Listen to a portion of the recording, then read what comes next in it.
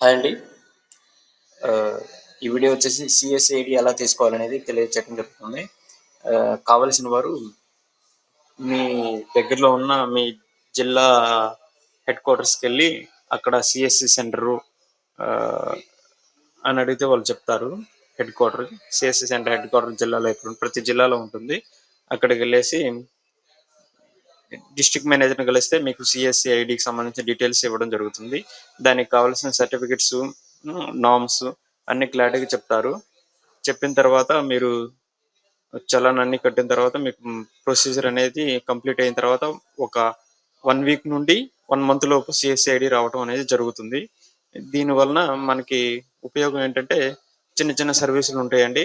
అలాగే మేజర్ సర్వీసులు కూడా ఉంటాయండి. దాని ప్రకారం మనం వర్క్ చేసుకోవటానికి అన్ని విధాలా బాగుంటుంది. ఈ సీఎస్‌సి ఐడీ ఒక 6 నెలల వరకు మీరు సర్వీసులు బాగా చేస్తుంటే నెక్స్ట్ వచ్చేసి మీకు ఆధార్ సర్వీస్ కూడా ఇవ్వడం జరుగుతుంది. దీంట్లోనే ఇన్స్యూరెన్స్ సర్వీసులు అన్ని రకాల సర్వీసులు ఉంటాయండి. మాక్సిమం సర్వీసులన్నీ కవర్ చేయొచ్చు. మీకు ఎటువంటి హ్మ్, సీఎస్‌సి ఐడీ రాకపోయినా, సీఎస్‌సిలో ఏదన్నా మిస్టేక్స్ పడ్డా దయచేసి ఈ కామెంట్‌లో తెలియచేయండి. మీకు తగిన పరిష్కారం ఇవ్వడం జరుగుతుంది.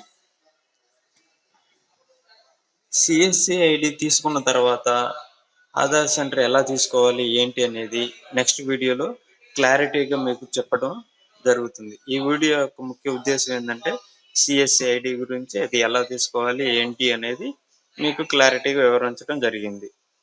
ఇంకా దీని మీద ఏమైనా డీటెయిల్స్ ఉన్నా, ఏమన్నా సర్వీసులు తెలియకపోయినా, స్పెషల్‌గా కావాలన్నా, పర్సనల్‌గా కావాలన్నా మెసేజ్ చేయండి, కామెంట్ చేయండి.